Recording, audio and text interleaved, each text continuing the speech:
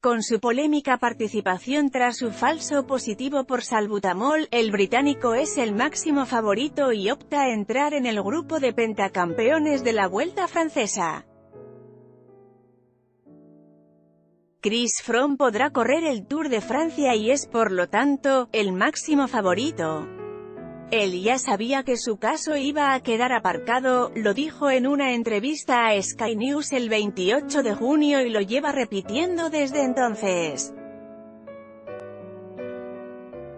Este lunes lo confirmó la Unión Ciclista Internacional, UCI, tras absolverle del presunto dopaje con salbutamol en la última Vuelta a España y unos minutos después Christian Prudhomme, director de la empresa organizadora de la carrera francesa, lo ratificó en una entrevista a France Info.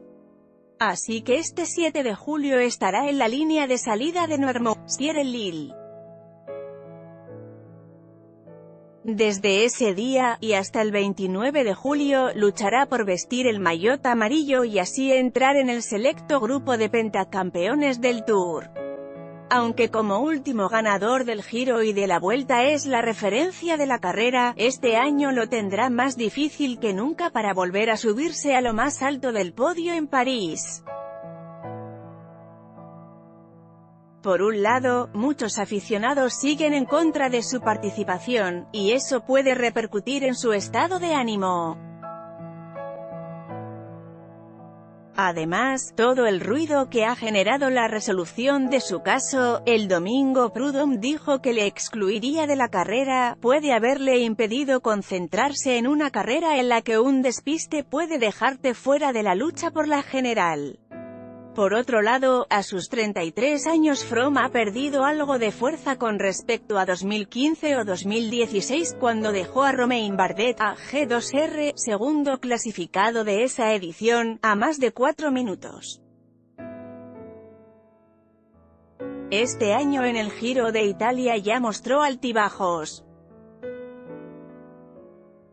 En algunas etapas se quedaba descolgado con facilidad, aunque en otras, como en la 19ª, sorprendió a todos sus rivales con un histórico ataque a 80 kilómetros de meta. El esfuerzo del Giro siempre pasa factura, por eso el doblete Giro Tour es tan complicado, nadie lo ha conseguido desde hace 20 años. Y, aunque Froome irá rodeado de un equipo fortísimo construido a su medida, con Geraint Thomas y Michał Kwiatkowski como gregarios de lujo, enfrente tendrá a ciclistas de primer nivel que se han preparado a conciencia para esta prueba. En primer lugar están Rigoberto Urán, y Bardet, que le acompañaron el año pasado en el podio, pero Froome tiene además una lista inmensa de rivales, la nueva tricefalia de Movistar, Nairo Quintana, Alejandro Valverde y Mikel Landa, el tiburón, Vincenzo Nibali, Bahrain Merida, su excompañero Richie Porte, BC, Tom Dumoulin, Sunweb. Será un todos contra uno en el que Froome intentará repetir el amarillo que ya vistió en París en 2013, 2015, 2016 y 2017 y encadenar 4 grandes vueltas seguidas Tour Vuelta Giro Tour, algo que nunca nadie ha logrado. El quinto Tour es una motivación especial para Froome. El último que alcanzó y superó esa cifra fue Lance Armstrong, pero sus 7 Tours consecutivos entre 1999 y 2005 ya no están en su sala de trofeos. Los perdió cuando la UCI anuló todas sus victorias desde 1999 por haber usado EPO, testosterona y transfusiones de sangre para mejorar su rendimiento en las carreras. Solo 4 personas han logrado, sin perderlas después, 5 victorias en la Grande Boucle: Miguel Indurain, 1991 a 1995, Bernard Hinault, 1978, 1979, 1981, 1982, 1985, Edimer CKX, 1969, 1970, 1971, 1975, 1972, 1974, y Jacques Anquetil, 1957, 1961, 1962, 1963,1964. Todos ellos, menos Hinault, sufrieron durante sus carreras la sombra del dopaje. Miguel Indurain y su falso positivo. En 1994 el ciclista español preparaba su quinto Tour cuando saltó la noticia: había dado positivo en un control antidopaje en el Tour de Lois que se había corrido 100 días antes. El comunicado lo publicó la Federación Francesa de Ciclismo, que exigió rápidamente una sanción.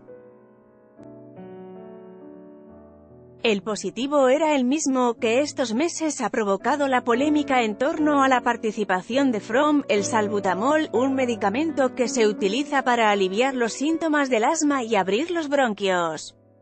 Indurain, como Froome, era asmático. La Federación Francesa insistió en que era una sustancia ilegal y que, por lo tanto, se había dopado. Todo esto es una movida un poco raro, declaró entonces Indurain. Siempre me he limitado a cumplir con el reglamento. Tomé Ventolin y así lo declaré, hace años que lo tomo. Enseguida, Indurain fue apoyado por la UCI y por el Comité Olímpico Internacional, COI, puesto que el broncodilatador está permitido bajo prescripción médica y siempre que no supere ciertas dosis. Bernard Hinault, el crítico Bernard Hinault nunca dio positivo en ningún control antidopaje y es una de las voces en contra de la presencia de Froome en el próximo Tour de Francia. Lo ha dicho varias veces.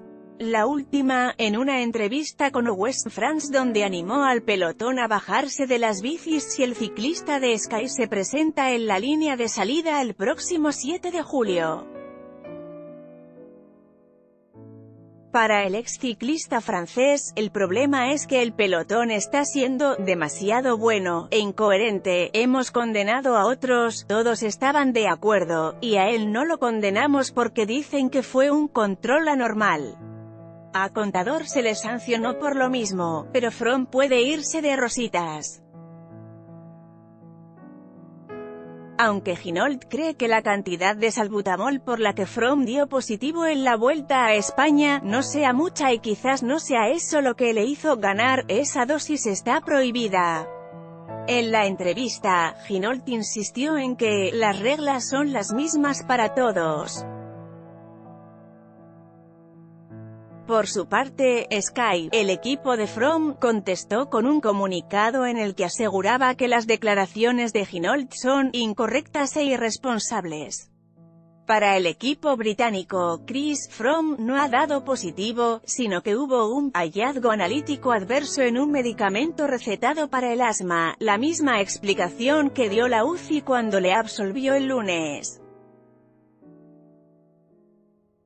Eddy Merckx, sancionado en el Giro. Eddy Merckx es considerado por muchos como el mejor ciclista de toda la historia. Nunca corría para quedar segundo, disputaba cada etapa, cada montaña, cada kilómetro.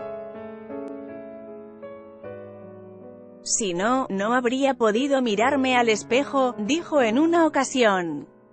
El 30 de mayo de 1969 luchaba por su segundo Giro. Ese día había destrozado a sus rivales en la contrarreloj y se había hecho con la maglia rosa. Al día siguiente, en Savona, dio positivo por anfetaminas en el habitual control de orina. Perdió entonces toda posibilidad de revalidar el título y tuvo que abandonar la carrera. Antes, llorando, se defendió ante la prensa: no sé cómo ha podido pasar esto. He pasado ya 17 controles y nunca he dado positivo. Yo soy un ciclista limpio, no necesito tomar nada para ganar. Su equipo le apoyó y dio una explicación un tanto extraña para defender su inocencia: alguien le ha echado anfetaminas en el bidón de agua. MerckX siempre estuvo en contra de los resultados del análisis por el que dio positivo. Él mismo se presentó voluntariamente al día siguiente para que le tomaran nuevas muestras. En esas estaba limpio. No obstante, asumió la sanción de la UCI con una condición: el castigo solo sería de 2 meses. Perdería el Giro, pero podría participar en la próxima carrera francesa. Ese fue el primero de sus 5 tours: 1969, 1970, 1971, 1972, 1974. MerckX también tuvo tiempo de llevarse 4 giros: 70, 72, 73, 74, y una vuelta a España, 1973. Además, aún ostenta el honor de ser el ciclista con más victorias de etapa en la Grande Boucle, 34. Jacques Anquetil: sí, me he dopado. Anquetil era muy distinto a MerckX y más parecido a Froome, solo se esforzaba cuando hacía falta. Era un calculador, pero también un provocador. ¿De qué vale ganar por 2 minutos de ventaja si se puede ganar por 2 segundos?, respondía cuando le echaban en cara sus mediciones. Su primer Tour lo ganó en 1957, a los 23 años, en su debut en la Gran Carrera francesa. Sacó 15 minutos de ventaja al segundo clasificado. Después, repitió su victoria en 1961, 1962, 1963 y 1964.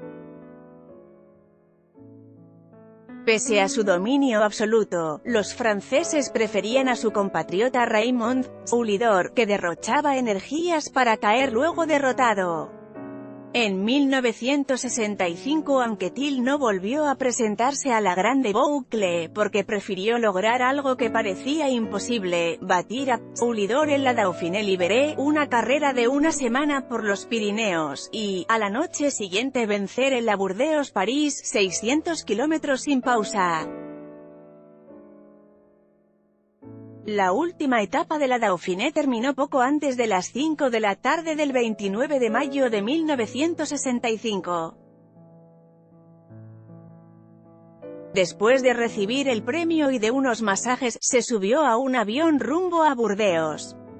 La salida era a las 2 de la mañana, a los 200 kilómetros se bajó de la bici, llovía, tenía dolores de estómago.